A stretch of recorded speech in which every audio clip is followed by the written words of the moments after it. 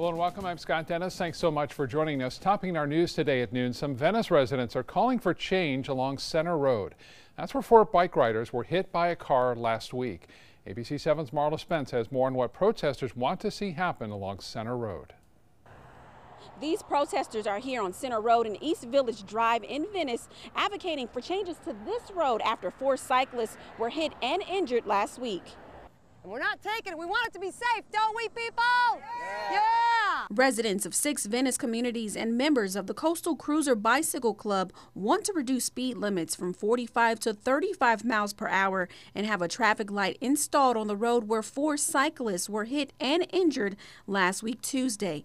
As of yesterday, 1 of the 4 cyclists were released from the hospital, while 1 is now in fair condition and the other 2 in critical condition. One protester tells us she and many others have been advocating for road changes well before Tuesday's accident. This intersection behind us is a very dangerous intersection. I know firsthand about this intersection. My husband and I were coming out of church on Christmas Eve and we were broadsided.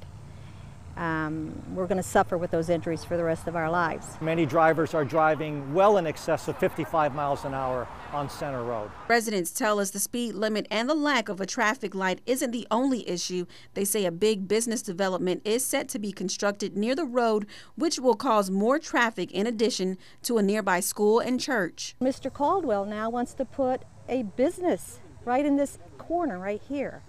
And he's going to have 339 parking spaces that he wants to exit onto East Village Drive. He has 3 exits on Center Road.